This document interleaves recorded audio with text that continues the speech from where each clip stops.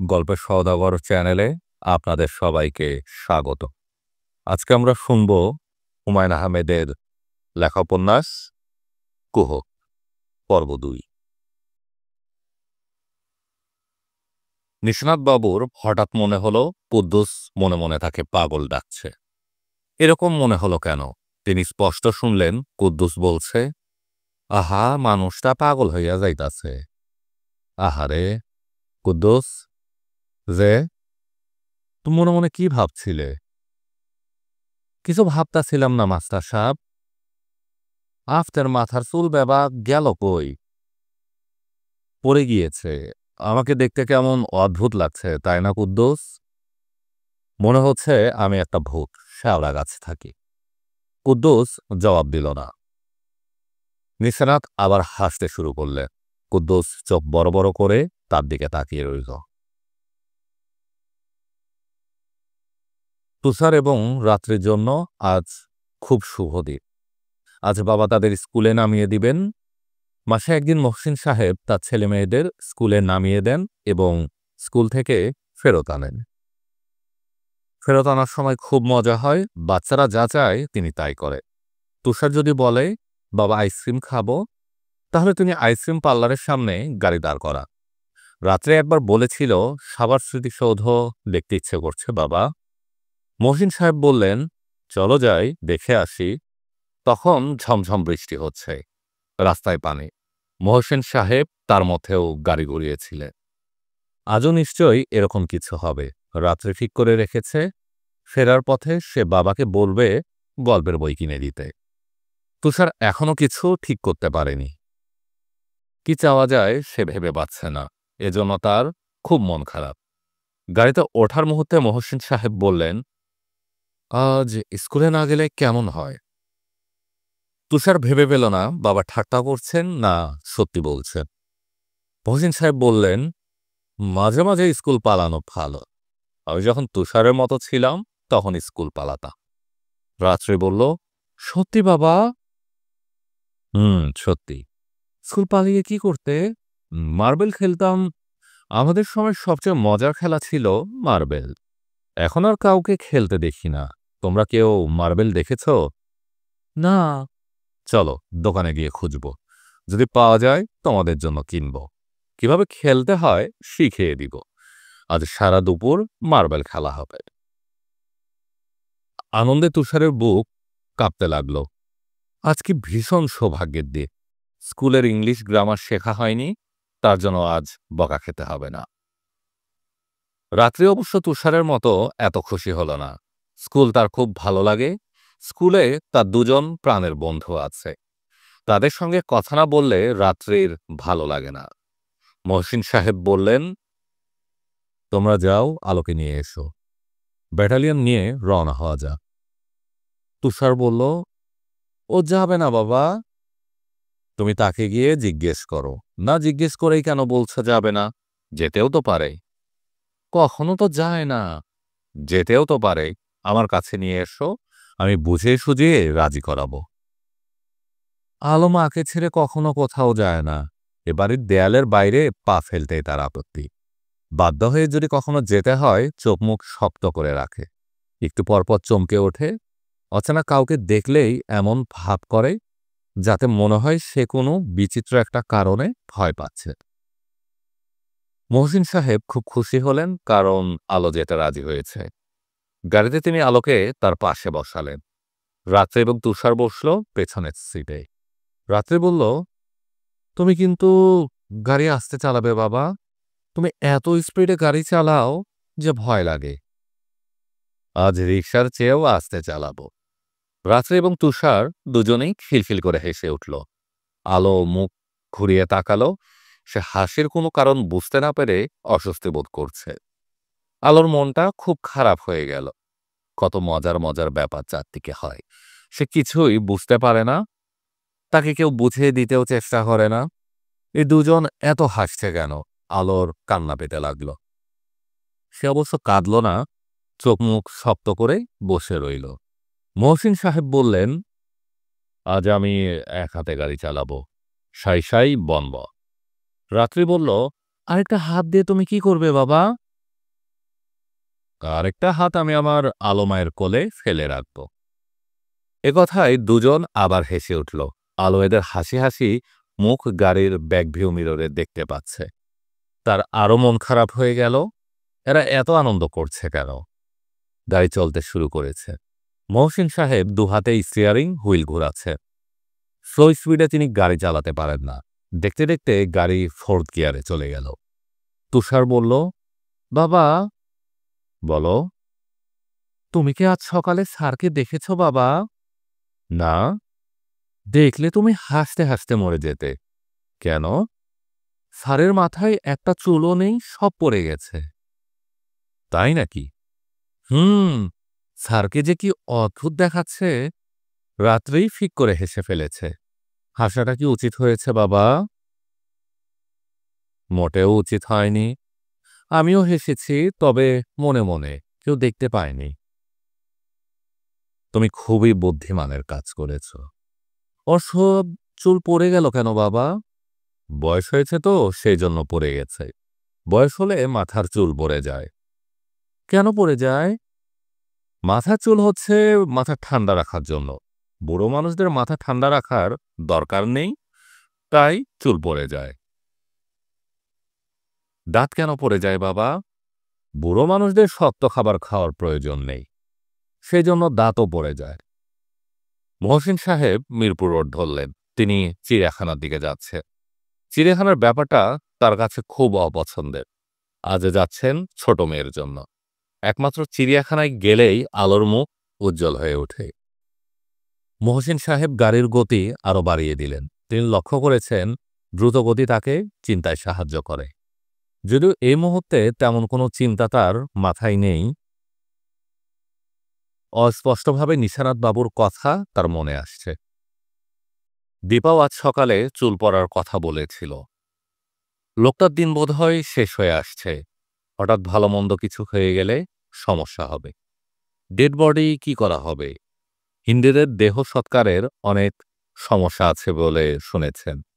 নিশানাথ বাবুর আত্মীয় স্বজন ঢাকায় কেউ আছেন কিনা জিজ্ঞেস করা হয়নি। জানা থাকা দরকার। একজন ডাক্তার নিশানাথ বাবুকে দেখছে। ডাক্তারের কোনো প্রয়োজন ছিল না, তার শরীর এখন ভালোই লাগছে। তবু দীপা ডাক্তার আনিয়েছেন। এখনো দাঁড়িয়েও আছেন ডাক্তারের পাশে। ডাক্তার সাহেব বললেন, আপনার অসুবিধা কি? নিশানাথ বাবু বললেন, তেমন কোনো অসুবিধা নেই। ডাক্তার সাহেব বিস্মিত হয়ে দীপার দিকে তাকালেন। দীপা বললেন, দেখুন না, হঠাৎ করে মাথার সব চুলগুলো পড়ে গেল। এটা এমন কিছু না। অন্য কোনো অসুবিধা না থাকলেই হলো। আছে অন্য কোনো সমস্যা? জি না, তবে মাঝে মাঝে খুব যন্ত্রণা হয়। এখনো হচ্ছে? জি না। দীপা বললেন, ওর সাইনাসের সমস্যা আছে। বেশি করে লেবুর শরবত খাবে। ভিটামিন সি এইসব ক্ষেত্রে খুব উপকারী। ভিটামিন সিকে এখন বলা হচ্ছে মিরাকল ভিটামিন। ডাক্তার সাহেবের বোধহয় বাড়ি যাওয়া তাড়া আছে। দ্রুত কাজ সারতে চাইছেন। দীপা বললেন, আপনি দয়া করে ওর প্রেশারটা দেখুন। ডাক্তার সাহেব ব্যাগ খুলে অপ্রসন্ন মুখে প্রেশারের যন্ত্রপাতি বের করলেন। প্রেশার মাপার তার কোনো ইচ্ছে ছিল না। এই ডাক্তার এ বাড়িতে প্রথম এসেছে। এদের ডাক্তার হচ্ছে দীপার ছোট বোন ট্রিনা। আর ট্রিনাকে পাওয়া যায় নাই। তার বোধহয় আবার হাসপাতালে নাইট ডিউটি পড়েছে। আপনার প্রেশার নরমাল। আপনার বয়সের তুলনায় খুবই নরমাল। দীপা বললেন, চাচা, আপনার অন্য কোনো সমস্যা থাকলে বলুন। নিশানাথ বাবু বললেন, আমার আর তো কোনো সমস্যা নেই মা। স্বপ্নের কথা বলুন। ডাক্তার সাহেব বললেন, কিসের স্বপ্ন? দীপা বললেন, চাচা কি এক স্বপ্ন বারবার দেখছেন? বলুন না চাচা, ডাক্তারদের কাছে কিছু গোপন করতে নেই। নিশানাথ বাবু বিব্রত গলায় বললেন, একটা মেয়ে, তার নাম নাসিমা, কামিজ পরা। মেয়েটার মন খুব খারাপ। ডাক্তার সাহেব বিস্মিত হয়ে বললেন, আপনি কি বলছেন? কিছুই তো বুঝতে পারছি না। আ স্বপ্নের কথা বলছি, মানে বুঝিয়ে বলতে পারছি না। এলোমেলো হয়ে যাচ্ছে। মানে নিশানাথবাবু থেমে গেলেন এবং অবাক হয়ে ডাক্তারের দিকে তাকালেন। কারণ কথা বলতে বলতে হঠাৎ তার মনে হলো এই ডাক্তারের নাম মাসুদুর রহমান। ডাক্তার সাহেবের স্ত্রীর নাম ইয়াসমিন। তাদের ৩ ছেলে। বড় ছেলে সিঁড়ি দিয়ে নামতে গিয়ে পিছলে পড়ে হাতের একটা হাড় ভেঙে ফেলেছে। হাড়টা ঠিকমতো সেট হয়নি বলে ডাক্তার সাহেব খুব চিন্তিত। নিশানাথবাবু ভেবে পেলেন না এসব কথা তার মনে আসছে কেন। তিনি কি পাগল হয়ে যাচ্ছেন নাকি? বোঝাই যাচ্ছে এসব তার কল্পনা। ডাক্তার সাহেবের নাম নিশ্চয়ই মাসুদুর রহমান নয়, তার স্ত্রীর নামও নিশ্চয়ই ইয়াসমিন নয়। অথচ তার কাছে মনে হচ্ছে এটাই সত্যি। এরকম মনে হবার কি কারণ থাকতে পারে? ডাক্তার সাহেব বললেন, স্বপ্নের ব্যাপারটা তো শেষ করলেন না?" নিশানাথবাবু বললেন, "অ ওইসব কিছু না, বাদ দিন। মাথা গরম হয়েছিল তাই আজে-বাজে স্বপ্ন দেখেছি।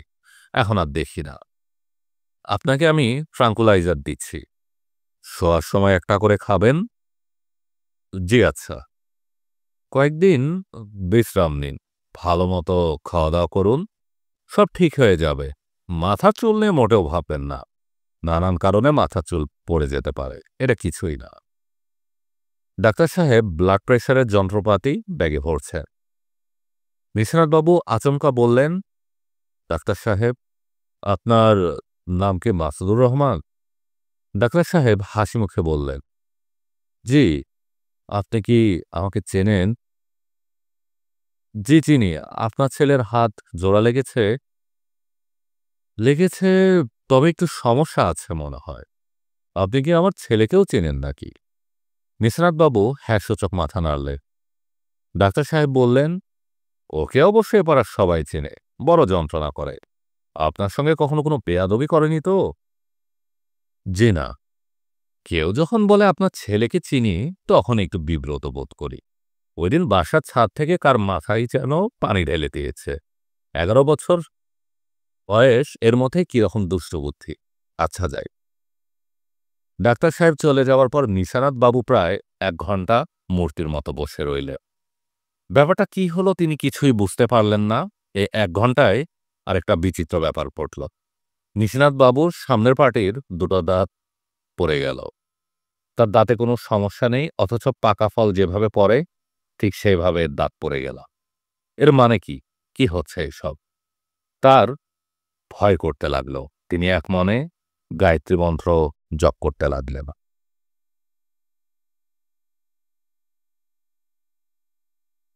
তুষার এবং রাত্রি দুজনই তীক্ষ্ণ দৃষ্টিতে তাকিয়ে আছে। তুষারের মুখ ভাবলেশীন,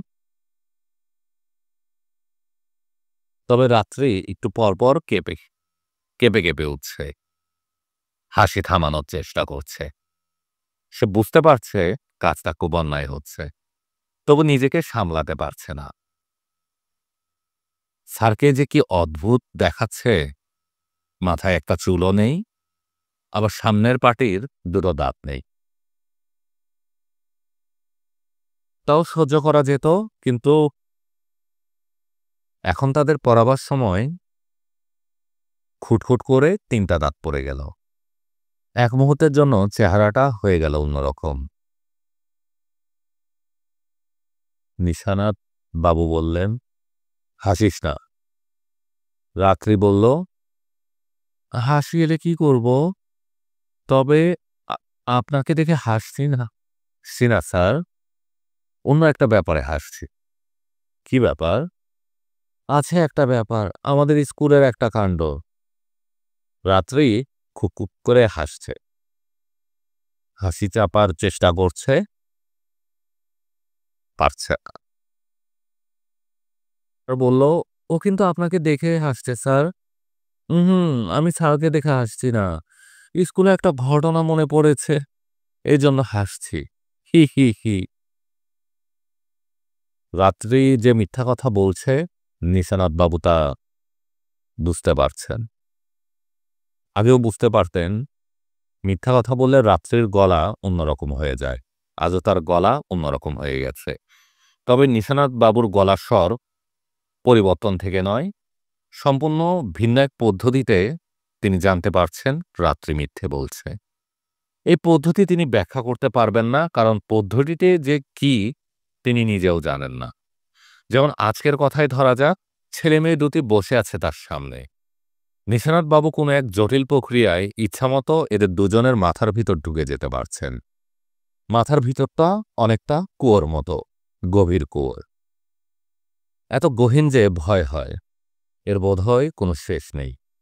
নিশানাথ বাবু জানেন না অন্যের মাথার ভিতর চলে যাওয়ার প্রক্রিয়াটা কি।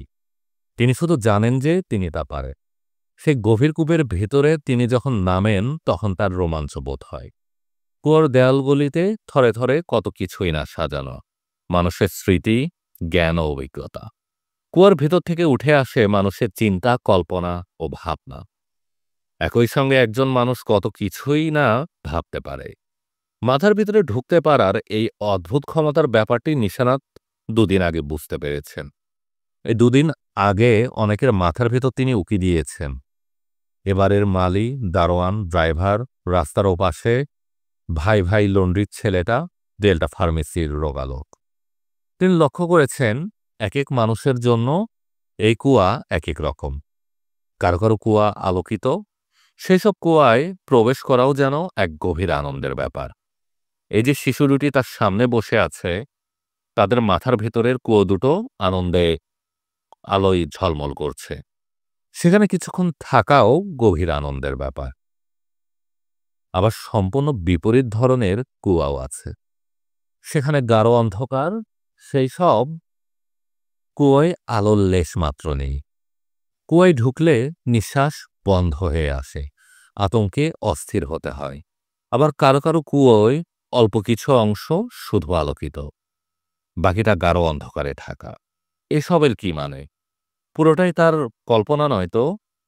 রাত্রি বলল, স্যার আপনার দাঁত পড়ে যাচ্ছে কেন? নিশানাথ বাবু বললেন, বুঝতে পারছি না, বয়স হয়েছে, সেজন্যই বোধহয় পড়ে যাচ্ছে। নিশানাথ তুষার বলল, স্যার আপনি কি জানেন বয়স হলে কেন দাঁত পড়ে যায়? না, জানি না। আমি জানি, বুড়ো লোকদের শক্ত খাবার খাওয়ার দরকার নেই, সেজন্য সব দাগ পড়ে যায়। কে বলল? আব্বু বলেছে। ও আচ্ছা, আব্বু সব জানে। নিশানাথ বাবু বললেন, ট্রান্সলেশন নিয়ে বস তুষার, ট্রান্সলেশনে তুমি বড়ই কাঁচা। রাত্রি বলল, ট্রান্সলেশনে আমি খুব পাকা, তাই না স্যার? নিশানাথ বাবু কিছু বললেন না। তুষার তার ট্রান্সলেশন নিয়ে বসল। তার মুখ অপ্রসন্ন, ইংরেজি তার অসহ্য লাগে। তার চেয়েও অসহ্য লাগে ট্রান্সলেশন। সে খাতা খুলল, বাড়ির কাজ করতে হবে। যখন রুগী মারা যাচ্ছে তখন ডাক্তার এলেন। বাড়ি থেকে যখন বের হলাম তখন বৃষ্টি নামল। যখন ঘন্টা পড়ল তখন স্কুলে গেলাম। তুষার পেন্সিল কামড়াচ্ছে। নিশানাথ বাবু বললেন, পারছ না? পারছি। রাত্রি বলল, ও মুখে বলছে পারছি, আসলে কিন্তু ও পারছে না। তুষার রাগী চোখে তাকালো, রাগ সামলে খাতার উপর ঝুঁকে পড়ল। আসলেই সে পারছে না, তার খুব কষ্ট হচ্ছে। নিশানাথবাবু হঠাৎ লক্ষ্য করলেন তিনি তুষারের মাথার ভেতরে চলে এসেছেন, সেই গহীন কুয়োর মাঝামাঝি একটা জায়গায়। তুষারের কষ্টটা তিনি বুঝতে পারছেন। সে বাক্যগুলির ইংরেজি প্রতিশব্দ জানে, কিন্তু সাজাতে পারছে না। কোন শব্দটির পর কোন শব্দটি বসবে তা তার জানা নেই। আচ্ছা, তুষারের মাথার ভেতরে বসে কি তা ঠিক করে দেওয়া যায় না? এখান থেকে তাকে শেখানো কি সবচেয়ে সহজ নয়? চেষ্টা করে দেখবেন নাকি?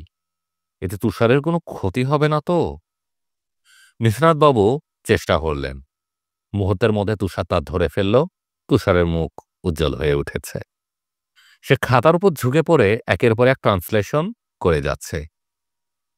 রাত্রি বলল, স্যার ও কি পারছে? হ্যাঁ, পারছে। নিশানাথবাবুর খুশি হওয়া উচিত, কিন্তু তিনি খুশি হতে পারছেন না। এই জটিলতার কিছুই তিনি বুঝতে পারছেন না। কোনো একজনের সঙ্গে আলাপ করলে কেমন হয়? কার সঙ্গে আলাপ করবেন? যাকেই তিনি বলবেন যে সেই তাকে নিয়ে হাসাহাসি করবে। দীপা, দীপাকে কি বলা যায় সে কি হাসাহাসি করবে? তুষার বলল, স্যার আমাকে আরো ট্রান্সলেশন দিন, আমার ট্রান্সলেশন করতে ভালো লাগছে। নিশানাথবাবু বললেন, যখন অন্ধকার হয় তখন পাখিরা আকাশে ওড়ে। তুষার খাতায় ইংরেজিটা লিখছে। খাতা না দেখেও নিশানাথবাবু বুঝতে পারলেন তুষার নির্ভুলভাবে ট্রান্সলেশনটা করবে, কারণ ইংরেজিটা সে ভাবছে, তিনি তার ভাবনা বুঝতে পারছেন। এর মানে কি? এর মানে কি? এর মানে কি? আলো কি ঘুমোচ্ছে? দীপা বুঝতে পারছেন না। আলো চোখ বন্ধ, একটা হাত মার গায়ে ফেলে রেখেছে, নিঃশ্বাস ভারী। লক্ষণ দেখে মনে হচ্ছে সে ঘুমিয়ে পড়েছে, তবু দীপা নিশ্চিত হতে পারছেন না। তিনি ঘড়ির দিকে তাকালেন, 11:10 বাজে। প্রায় আধ ঘন্টার মতো হলো তিনি আলোকে নিয়ে শুয়েছেন। আলোর মাথায় বিলি কেটে দিচ্ছেন, পিঠে হাত বুলিয়ে দিয়েছেন। এতক্ষণে তার ঘুম চলে আসার কথা। তিনি খুব সাবধানে আলোর হাত ঘুরিয়ে বিছানায় উঠে বসলেন। মেয়ের দিকে তাকিয়ে ছোট একটা নিঃশ্বাস চাপলেন।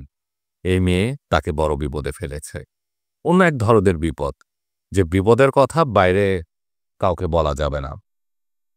বিপদের ধরনটা বিচিত্র। সন্ধ্যা মেলবার পর থেকে আলা তার বাবাকে সহ্য করতে পারে না। দীপাকে মেয়ে নিয়ে আলাদা করে ঘুমোতে হয়। সে ঘরে মহসিন সাহেব উকি দিলে সে অন্যরকম হয়ে যায়। কঠিন চোখে বাবার দিকে তাকায়, শক্ত করে মাকে চেপে ধরে। জানত এক ধরনের শব্দ করতে থাকে। মহসিন সাহেব দুঃখিত ও ব্যথিত হন। মন খারাপ করে বলেন, ও আমাকে দেখে এরকম করে কেন দীপা? দীপা কাটান দিতে চেষ্টা করে, কোমল গলায় বলেন, সব সময় তো করে না। তা ঠিক, সব সময় করে না, শুধু রাতেই করে। এমন করার কারণটা কি? রাতে বোধহয় সে বেশি ইনসিকিউর ফিল করে। আমার তা মনে হয় না। আমার কি মনে হয় জানো? আমার মনে হয় সে কোনো এক রাতে আমাদের কিছু অন্তরঙ্গ ব্যাপার দেখে ফেলেছে। হয়তো এই ব্যাপারটা মনে গেঁথে আছে। আহ, এসব নিয়ে তুমি মন খারাপ করো না। একটু বুদ্ধি হলেই ওরকম আর করবে না। বুদ্ধি হচ্ছে আর কোথায়, যতই বয়স হচ্ছে ও তো দেখছি ততই। মহসিন কথা শেষ করেন না, মুখ অন্ধকার করে ফেলে। দীপা কি করবেন বুঝতে পারেন না। বেচারা একা একা রাত কাটায়, এটা তার ভালো লাগে না। মানুষ শরীরের ভালোবাসার জন্য কাতর হয়ে থাকে, সেই দাবি মেটানো দীপার পক্ষে বেশিরভাগ সময়ই সম্ভব হয় না। মাঝে মাঝে রাত 11টার দিকে মহসিন এই ঘরের দরজার পাশে এসে দাঁড়ান, কঠিন গলায় বলে, দীপা, ঘুমোচ্ছ? দীপা বলেন, না, আসছি। ও বোধহয় এখনো ভালো মতো ঘুমায়নি। দীপা খুব সাবধানে আলোর হাত ছাড়িয়ে উঠতে চান। আলোর সঙ্গে সঙ্গে জেগে উঠে ক্রুদ্ধ গর্জন করে ওঠে এবং দুহাতে মাকে জড়িয়ে ধরে। মহসিন ক্লান্ত গলায় বললেন, ওকে ঘুম পাড়াও, আমি শুয়ে পড়ছি। তিনি কিন্তু শুয়ে পড়েন না, ঘরে বাতি জ্বলে। চুরুটের গন্ধ অনেক রাত পর্যন্ত ভেসে আসে। দীপার বড় মন খারাপ লাগে, অথচ কিছুই করার নেই। যতবারই তিনি উঠতে যান, আলো ততবারই তাকে জাগতে ধরে।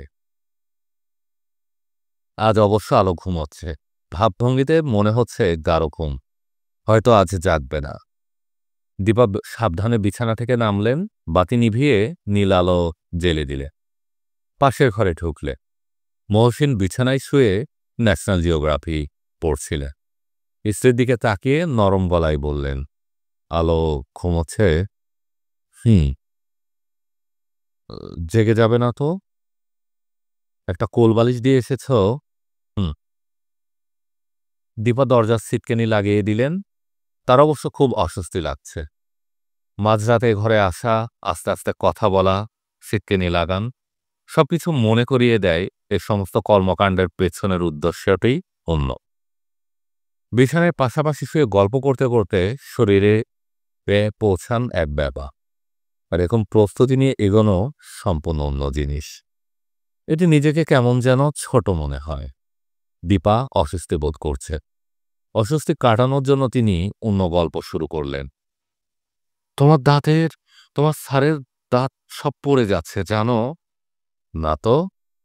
দাঁত সব পড়ে যাচ্ছে? উপরের পাটিতে একটা দাঁতও নেই এখন। বলো কি? অদ্ভুত ব্যাপার না? নিচের পার্টিতে সব দাঁত আছে, অথচ উপরের পার্টির একটা দাঁতও নেই। তোমার কাছে ব্যাপারটা অদ্ভুত লাগছে না? অদ্ভুত তো বটেই। তিনি তার স্ত্রীর কথা এখন মন দিয়ে শুনছেন না। তিনি দীপাকে আদর করতে শুরু করেছে। পুরুষদের সে বিশেষ আদর যা দীপার একই সঙ্গে ভালো লাগে এবং ভালো লাগে না। দীপা বললেন, বাতি নিভিয়ে দাও না, লজ্জা লাগছে।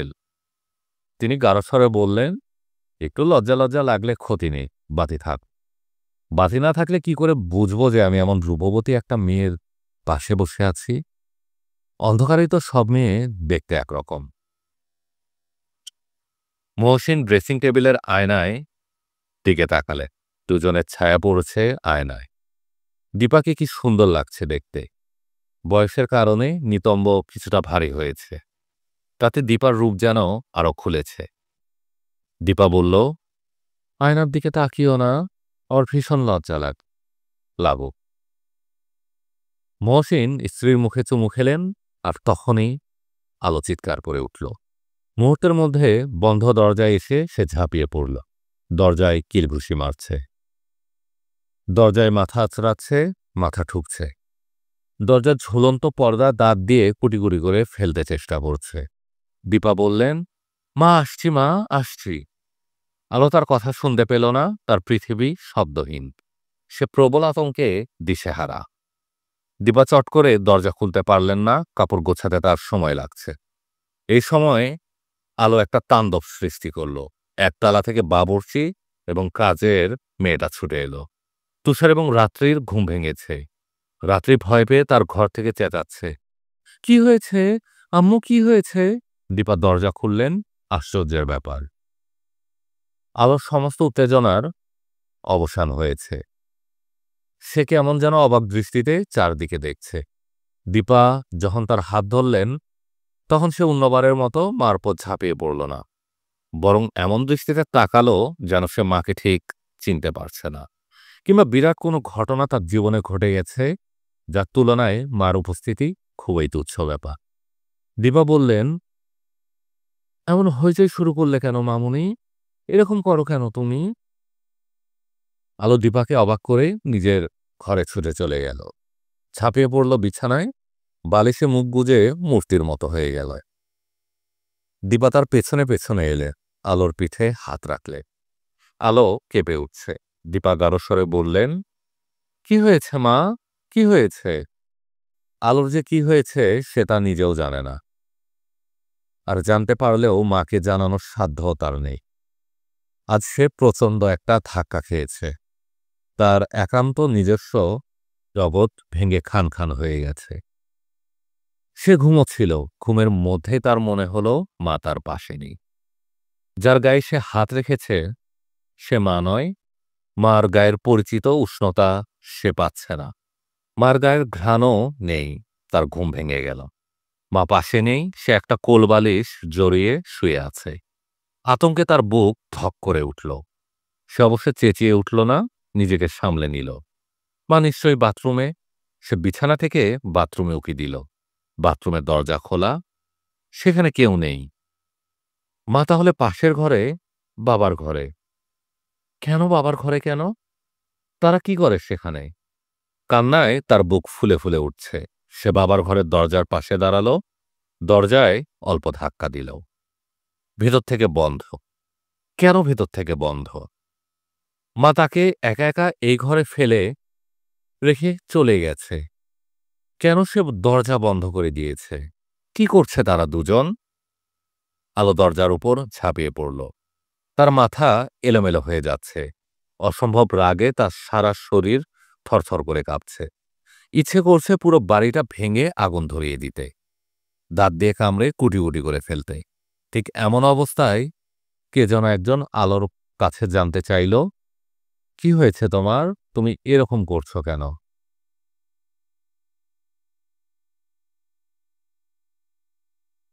আপনারা শুনছিলেন হুমায়ূন আহমেদের লেখা উপন্যাস কুহক, পর্ব ২।